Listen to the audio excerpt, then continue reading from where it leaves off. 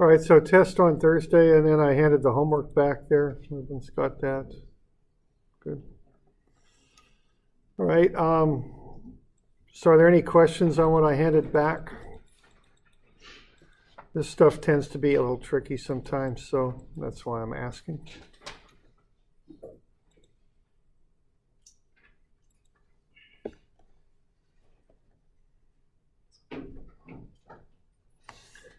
Okay, the first one there, first thing is just that block A sliding down the ramp, so you do the trigonometry stuff.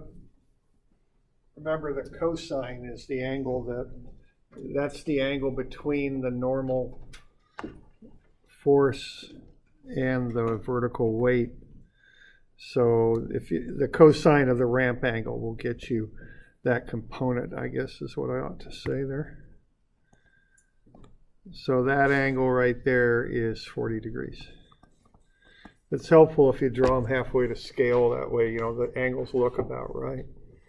Okay, so we just take the weight, do cosine and sine. The cosine one is the one you want to use to find the normal and multiply by mu to get the friction. Okay. And then you do sum of F on the left and MA on the right for that the block sliding down the ramp, and you can get a x there, x prime I should say, and then use a kinematic equation to get the velocity. We're doing all right with that? Okay.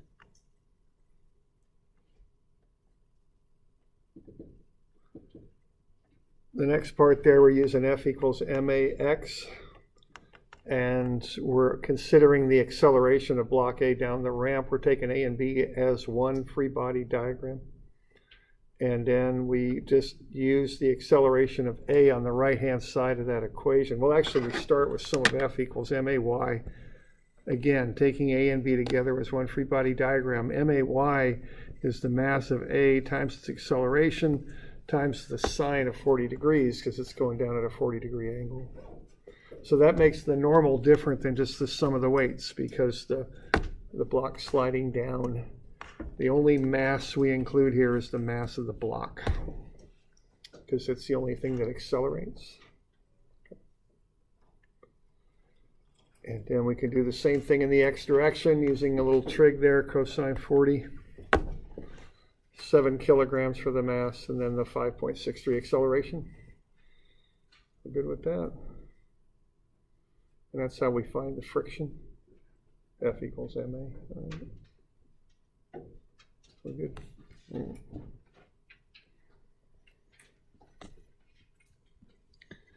Okay, this next one here, you can either take A and B separately or A and B together. Again, find the weights, do the cosine of the ramp angle will get you the component normal. Multiply that by mu, you get the frictional force. Step one was to just sum up the forces and determine that they do indeed act such that there'll be an acceleration. There's a net force of 26.4. Okay.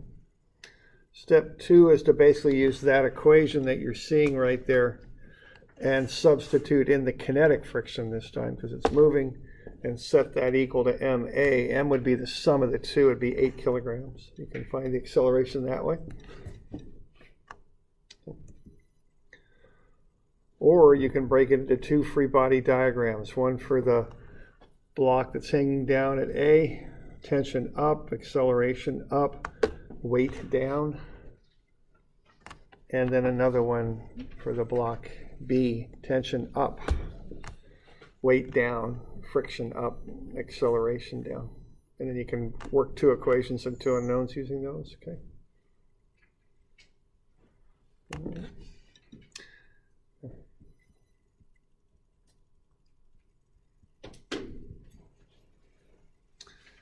Okay.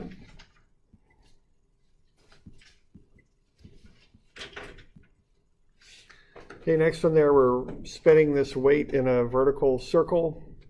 Get the weight resolved into components normal and tangential. When you see that, you want to set up normal and tangential coordinates to match the accelerations of the object.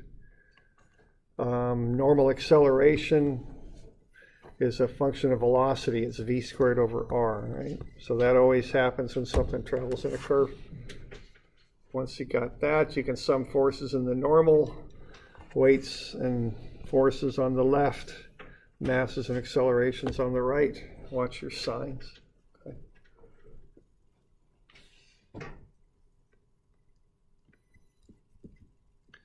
Okay. The one after there, you really have to kind of look at this and figure out how to approach the equations. Get a good free body diagram. That's really a really important step. What you'll notice is that the normal acceleration acts in towards the center of the horizontal circle that the car is traveling in. So that component, so the weight goes down, normal acceleration to the left, which is unknown, force of the road, and then 0.8 times the force of the road for the friction. Those are both along that 24-degree angled ramp there. So the way to start that is just a straight sum of Fy, because that way you don't have to deal with the normal acceleration. Given that, you can find the force of the road. Then it's straight sum of Fx to find the normal acceleration. And then once you've got it, v squared over r. Okay. To get to the velocity. All right.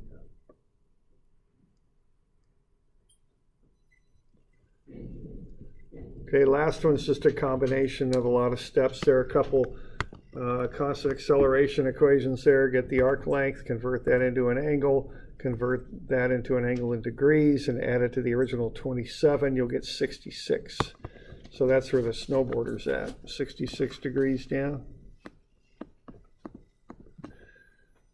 All right, you can also get the velocity of the snowboarder using a constant velocity equation, and then get the normal acceleration, v squared over r. That gets you enough to work off of. So you got the weight down, normal force at a 24-degree angle with the weight up, and then the acceleration, normal acceleration in towards the center of the circle, and then you can do F equals ma from there.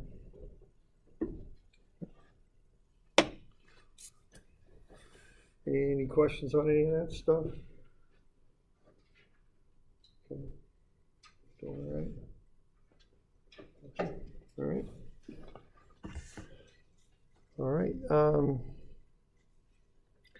I gave you that review. I thought I might go over it tomorrow, but I don't know. Will that work? I'll do that tomorrow. Over that? Okay. All right. Okay, so, if you got questions, we can take them tomorrow for sure. All right. And we'll get into some new stuff here. So there's 3 ways to analyze forces and see what sort of motion results from them. First is F equals ma. The next one is work and energy. There's a third method using momentum and impulse that we'll get to, but we'll do work and energy here first. So work and energy involves exerting a force over a distance. So you can look at that conveyor moving that rock there, look at the weight of the rock and how high the conveyor lifts it. And that would get you some idea of the work involved, okay? So what work is, it's defined as a force times a distance. The actual definition of work, though, is shown below here, or the next line. The integral, because they're going to add up the force times the differential of distance, and you're going to put in a trig function, the cosine of the angle between the force and the distance. What that does, it gets you the component of the force in the direction of the distance. Okay. So when you combine the force and distance, you get something called work. If force is constant, you don't need an integral. You can just set it up as work equals force times distance times the cosine of the angle between the two. So what we're looking at here is exerting a force over a distance. And that's referred to as work, which is equivalent to energy. So in this case here, we got 60 pounds exerted over a 12-foot distance. So the work could just be 60 pounds times 12 feet. It'd be 720 foot-pounds. Okay. Now the angle between the two there is 0, so cosine of 0 goes to 1, so we wouldn't have to worry about the cosine on that particular one. Okay. So that's the basics of work and energy right there, just a force times the distance over which it's exerted. That's what you call work. Okay. Where are we at? Are we 280 or something? Or? 380. 380. Okay, thanks. We're on 380. Okay.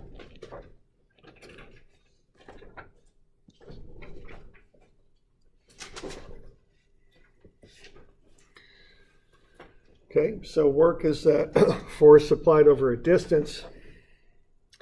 You know, you integrate if the force is variable, you can just use algebra and multiply them together. If the force is constant, remember to include the cosine of the angle between them. I think of energy as being the ability to do work. Okay. So they're basically equivalent terms. Now, imagine when you take physics, you've got all different types of work that can be done, but we're doing mechanical engineering basically with this, or similar types of engineering. So we can kind of focus on the types of work and energy that we deal with.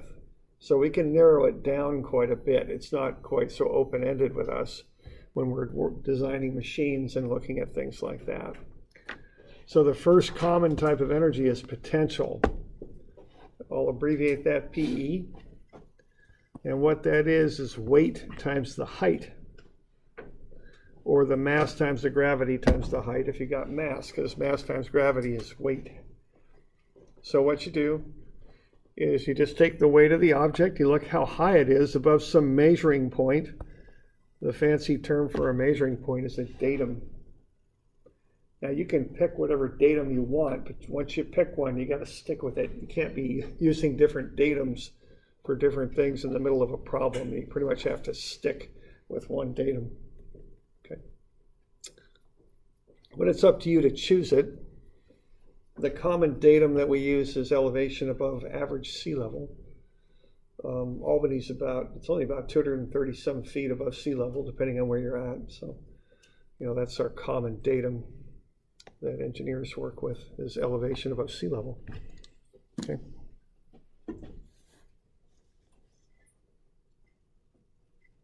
So that's the first type of energy we'll consider. The next one is linear springs. Okay. Now what that is 1/2 ks squared. K is the spring constant, which is how much force is exerted per unit length of stretch or compression. S is the amount of stretch or compression, the displacement. So if you have FDS, and if you have a linear spring, that means S is a function, or excuse me, S is linear, so, or the force is linear, so it's some constant K times the displacement. So K is a constant. So that just becomes the integral of K SDS. The integral of SDS is 1/2 S squared, and the K is a constant, so it just comes along for the ride, so to speak. So what S is not the length of the spring, it's the amount of compression or the amount of stretch in the spring. Okay, so it's how much you've pushed in on it or pulled out on it to get a certain length. And the energy then is 1/2 ks squared. Now that's for a linear spring, okay? So a linear spring is just has a constant diameter and a constant pitch to it. I don't know if I've got a picture of this or not. Why don't we have a look? Maybe not. I'm not sure.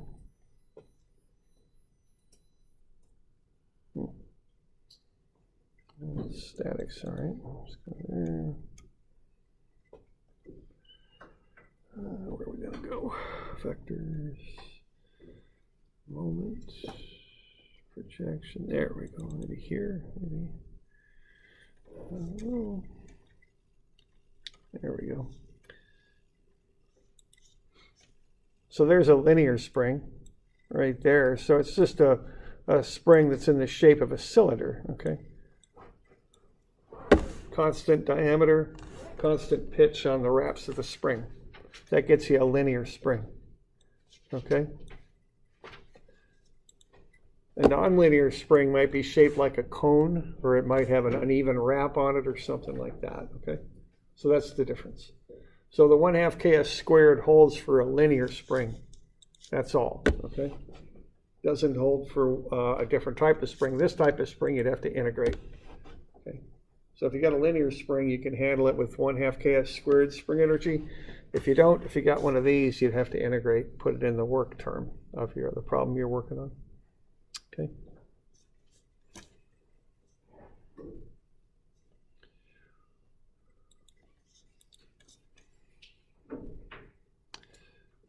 So the potential energy can do work by falling, and spring energy can do work by pushing or pulling. Okay. The last type of energy we deal with is kinetic. That's found by integrating MADS, okay, because FDS, F is MA, and then you got a DS. If you combine the ADS, that equals VDV. So you can integrate MVDV and get 1/2 MV squared. Okay. So that can do work by exerting a force on things, or moving something, I guess you would say. When I think of kinetic energy, I often think of a hydro dam and the water rushing through a chute and turning a turbine. That's how it can do work. Okay? The velocity of the water would turn a turbine. Okay.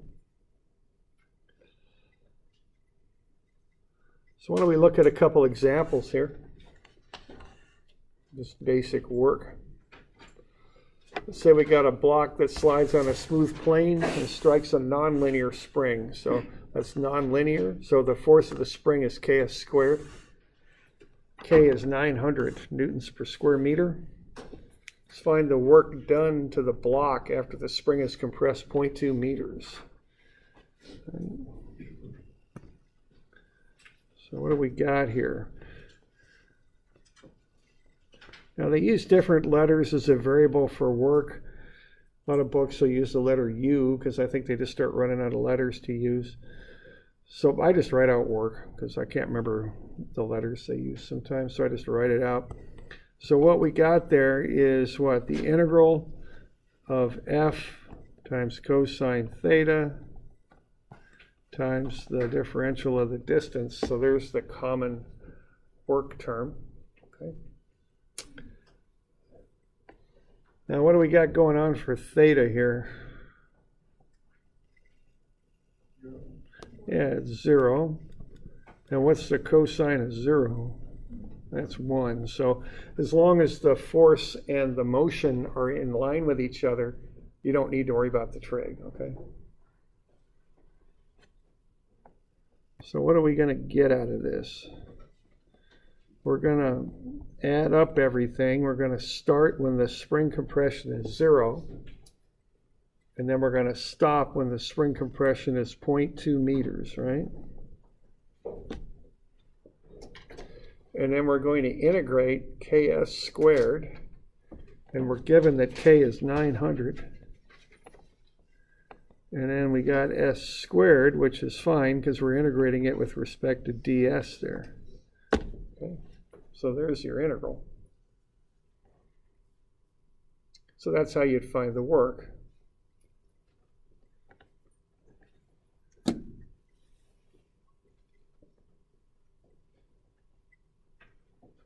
Okay. And it's just a matter of evaluating the integral. So the 900 is just a constant, so that can come outside of the integral. Integrate s squared ds, and ought to be something like s cubed over 3, I think. You can plug in the limits, okay? So I'd get the integral of 900 s squared ds is 300 s cubed, because I'm going to make that into s cubed over 3, and 900 over 3 is 300. And then I'll plug in the limits. of 0.2 and 0. Take the difference, and I get 2.4 Newton meters. So that's how I figure that one out, okay? So that one's not a linear spring, so I had to integrate it. Okay. Question? Can you solve this using like mechanical energy instead of just integrals? Well, I am kind of solving it, the energy part, I guess. I can't just do spring energy because it's not linear. Okay. So I can't just throw this into so I have to do this. I don't have any options that I know of other than this one. Okay. I mean, I could plot the curve up and find the area of the curve or something. I could do that. Okay.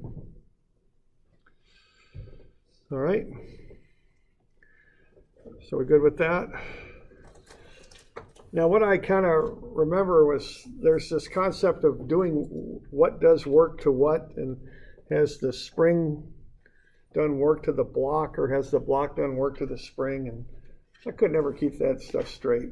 I just never could. So I just look at it in a different way. I just say what I really want to know is, has the spring, after this occurs, has the spring gained or lost energy? What's happened to the spring? Yeah, it's gained, right? Why? Yeah, it's being compressed, and that energy is now stored in the spring. Okay, you okay with that? So the spring gains energy. What's happening to the block? Yeah, it loses energy. Why? What's happening to the block that indicates it's losing energy? Yeah, it's slowing down. Okay. So it's losing kinetic energy, whereas the spring is gaining energy. Now, in a perfect world, which of course we don't have, but if we did, all the energy from the block would go into the spring. So we're transferring energy from the block into the spring right now, is what's happening.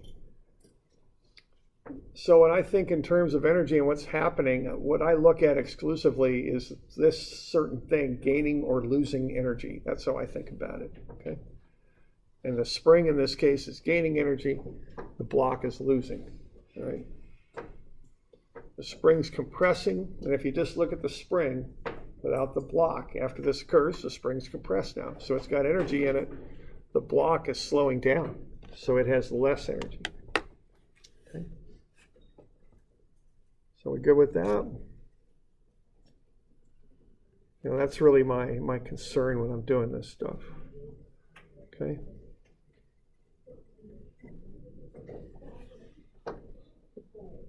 All right. How about this one here? Let's move this crate 7 feet. Okay. Crate weighs 50 pounds. Mu is 0.25. So let's find the work done to the crate. On the right-hand side there, why don't you make that crate into a free body diagram, find the normal force, and find the friction. So why don't you see if you can do that. Might be good practice for Thursday. We've been doing some stuff with friction.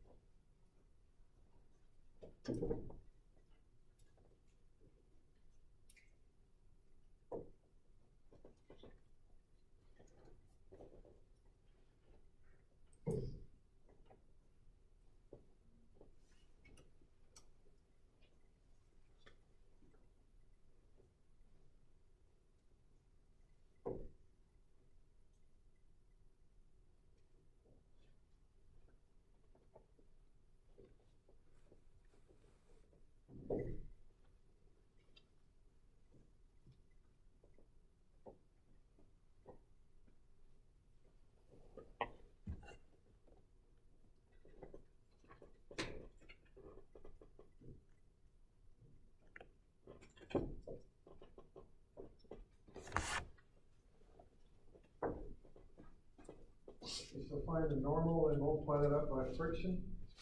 And you'll get, excuse me, by the coefficient of friction to get the friction.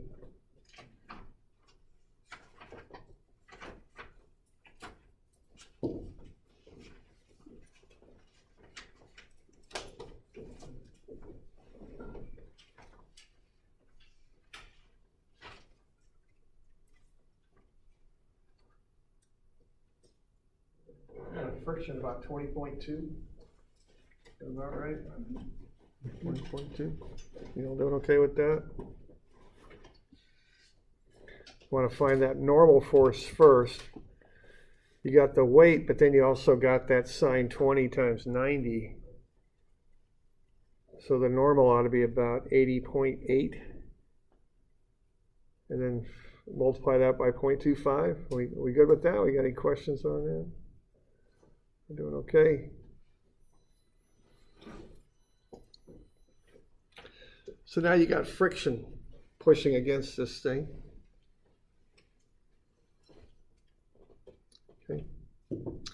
We're going to assume that the initial velocity here is 0 of that block, and we're just going to push it 7 feet across the floor, horizontal floor. Okay, so then you just use this free body diagram and just calculate the F cosine theta ds. Okay, and that should get you the work.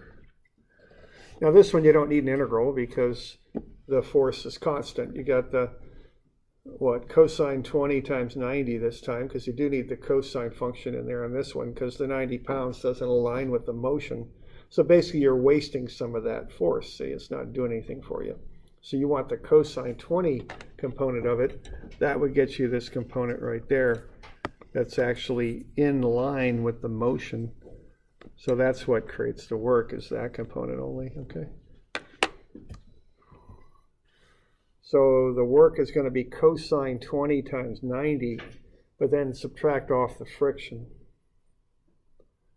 And then multiply that by 7 feet. So the force you're applying is cosine 20, 90 minus 20.2. And then you multiply it by the 7 feet. So I got 451 foot-pounds is what I got. Yeah, question? I'm confused why you subtract it off when I feel like it would take more energy or more work to push something against friction. Yeah, it's true. Well, the force going against that. Actually, you know, I guess I should back up a second. This is what I'm pushing with. And it's more a matter of what I'm getting out of that, as opposed to how, you're right, it does take more force to push against friction, but the problem stated such that that's a given. So it isn't like the force is going up just because I've got friction. I'm pushing with that 90 pounds, and my goal is to see what I can get out of that. How much work do you get out of pushing? Yes. Yeah. So you know what I mean? It's a little different. I understand what you're saying, but the force isn't responding to the friction at all. It's just 90 pounds at 20 degrees. That's just what it is. So you're just looking at the net force? Yeah. So look at the net. But shouldn't you get the same amount of work no matter how much? 90 pounds will always be the same amount of work. The 90 pounds would, yeah, but I'm looking at the net force on the block. That's how I'm approaching this.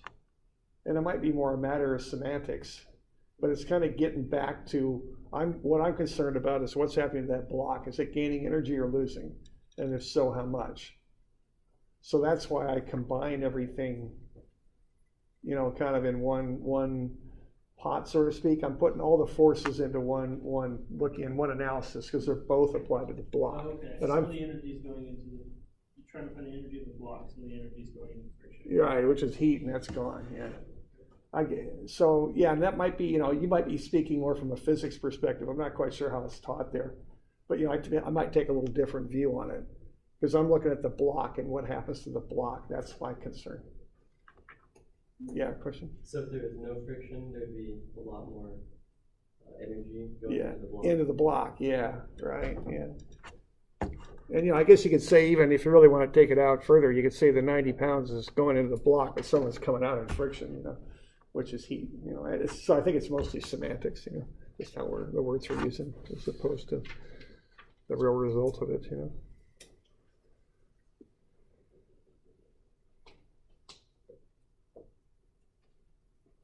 So does the block, in this case, gain or lose energy? What's that? Yeah, it gains energy because, you know, I've got friction, yeah, but I'm pushing with 90, so that energy is going to go into the block, okay? So I don't gain as much as though I didn't have friction, but I still am gaining, okay? And what's the effect on the block if I push on it like that? What's it going to do? It's going to go faster, right? If it starts from rest, it'll speed up.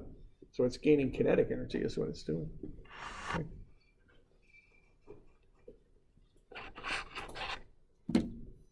Okay.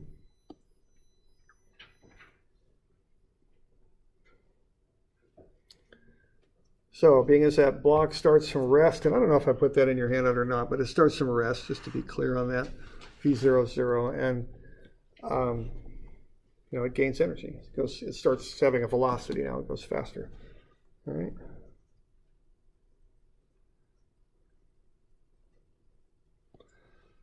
All right. All right, now that's just a little bit there on energy then. Now, one other thing I want to look at here is power. Okay, now what power is the ability to do work in a hurry, to do it fast. Okay. Now, you know, if I have a trailer and I want to tow it over the Santiam Pass, I might be able to do it with a Volkswagen Beetle and a Ford F-250, okay? But my guess is the Ford F-250 could tow that trailer up and over the pass faster. It's got more power, okay? I could lift water, you know, 30 feet through a pipe out of a wet well. If I use a bigger pump that has more power, I can do it faster. I'm doing the same amount of work in both cases, but the power allows me to do it quickly. Okay? So what power is the change in work with respect to the change in time. Okay? So a small pump could still empty that wet well, but it would just take longer, that's all. So it doesn't have as much power. It can do the same amount of work, it just takes longer. All right. So different units we use here. A watt is the metric unit. That's a joule per second. It's a Newton meter per second. In the Imperial English system, they use a horsepower, which is 550 foot-pounds per second. Okay. The horsepower is about 746 watts. So horsepower is about 3/4 of a kilowatt. Yeah, I always found that to be a kind of a weird unit for Heinz number. Yeah, yeah, it is. Just different systems, you know.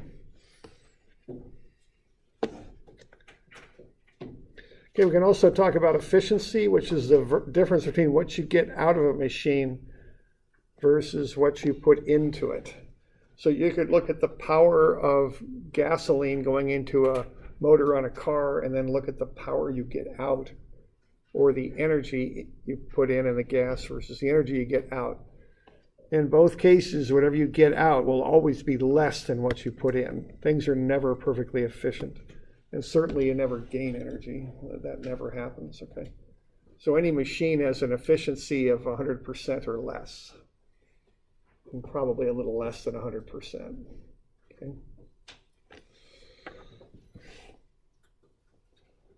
Now, horsepower is 550 foot-pounds per second. It's also 33,000 foot-pounds per minute. Either way you want to look at it. You can look at it per second or minute. And this measurement, this unit, actually goes back to the Industrial Revolution and steam engines and coal and all that. because the British were really the first ones to really exploit coal on to a high level. They used to dig shallow mines, and the mines were typically under the groundwater table. So water would start seeping into the mines, they'd fill up with water. So they'd need to get the water out. And before all this really got going, the tractor of the day, the engine of the day, was a draft horse. Okay. So they'd use horses to get water out of the mines. Okay, then they developed a steam engine, and they needed to sell the steam engines. And one common use for them was to run pumps to dewater mines. So they had to compare what they were selling to what their current product was, okay? So they had to compare the steam engine to a horse, basically. Now, a horse, you got to feed the horse, you got to have a barn for the horse, you got to take care of the horse. It costs money. And so they could take their steam engine here and say, well, our steam engine does the work of, let's say, 3 horses, and it only costs this much to run, as opposed to what you're paying for your horse. And that's how they sold them, okay? So a horsepower is the power of one draft horse. So a draft horse could, let's say, lift, and I don't really know what the exact number is here, but let's say 3,300 pounds of water, 10 feet in a minute, okay? I might be working the horse pretty hard to go 10 feet in a minute, but we'll make it a faster horse. 330 pounds of water times 100 feet in a minute. You might be able to do that, I don't know. Okay. Now, actually, it was James Watt who did all this stuff. And actually, you could tell that James Watt was an engineer because with his measurements, it was actually 220. He overrated the horses, just to be careful. A marketing person would have underrated the horses, right? A marketing person would have measured 220 instead of the horse can only do 150. That's really all the horse could do. But James Watt was an engineer, so he put his safety factor on there and got it up to 330. So that's what he compared the engines to, okay? The steam engines. So that's a horsepower, power of one horse. So when my dad got his U-67 Corvette, 327 horses, I think, or no, 350 horses, that's right. That actually had 350 horses under the hood. So that's an actual, that is an actual unit. Thing was nice. It was a nice red color, had a soft top. He sold the thing when he got older. He's got 4 sons. He didn't tell any of us. He just sold the dang thing. Yeah, I think it was funny. I learned to drive a clutch on that thing. I think I caught hair a couple of times just kind of jerking the clutch out, but yeah, I remember my brother had an Alfa Romeo, and that thing you shift like that. But a Corvette, you actually shifted it like that back here. Those things were very, basic machines. They were pretty cool. Some of the sons had some adventures in that car, I guess you could say. I don't know. What do we got? Okay, so we got a motor here. It's going to pull a 500-pound weight 8 feet in 4 seconds. Coefficient of friction is 0.2. Efficiency is 90%. Find the power expended and the power delivered to the motor. Okay, so we got a 500-pound block, and we got a force of friction of 0.2 times the normal. That's 100 pounds. So we got to overcome that 100 pounds of friction over 8 feet. We're assuming this is just what it takes to keep the block moving, not to start it moving. That would involve static friction, would increase the friction, but we're just going to say just keep it moving. Okay. All right, and it's it's pretty straight up stuff. I mean, you just take the basic mechanical task you have to do, which is overcoming 100 pounds over an 8-foot distance. That's 800 foot-pounds. Okay. Then you can find the power, which is the work divided by the time. Okay.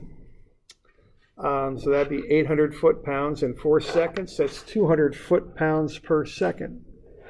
So that's the mechanical job you have to do. You've got to generate 200 foot-pounds per second. Okay. And then you know that a horsepower is 550 foot-pounds per second. So we're at about 0.364 horsepower. That's what's output by the motor. Okay. You could convert that into watts, 271 watts. And the funny thing is, when we talk about mechanical power in this country, we still use horsepower. But when we talk about electricity, we talk about kilowatts and kilowatt hours and things like that. So if we want to find what we got to put into the motor on this side, we would take the output, 271, and divide it by 0.9. And that would get us 301 watts, which is 0.301 kilowatts. So that's coming into the motor.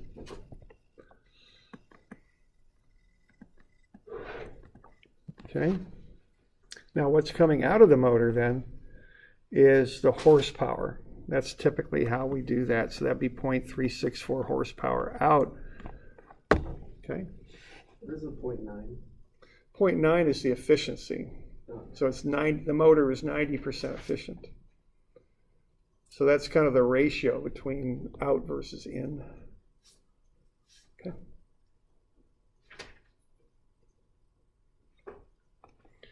And if you're a mechanical kind of engineer, maybe working in a manufacturing plant, you might do some calcs like this all the time. I've done them for pumps. You look at the weight of the water and the rate at which you're lifting the water, and the friction losses in the piping, and kind of combine that together, and then you convert that into horsepower. That's how you size your pumps. Okay? Just go from the real basic mechanical type energy and work and convert that back to what your machine will do, whatever that is, a pump or whatever it happens to be, a conveyor belt, whatever. Okay.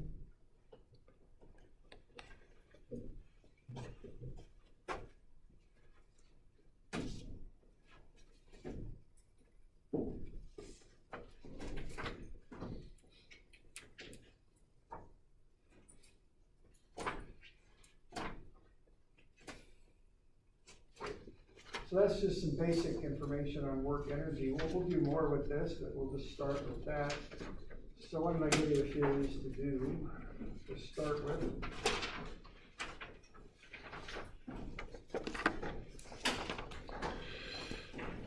So 201, that's a good one, and then 202.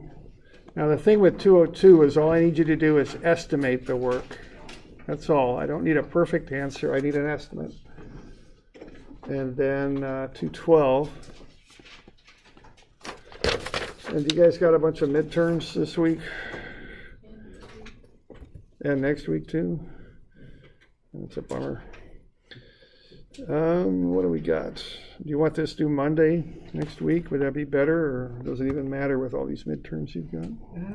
Yeah, I think that might be better. Monday? Okay. Let's see, 30 days, I don't know. That's the 36th of January, 31, so then we got 32, 3, 4, 5, 6. Is that the 5th of February? I don't have a calendar. I think so. Yeah, I think, I'm not sure, but I think so. Okay, so we'll push that out a little way.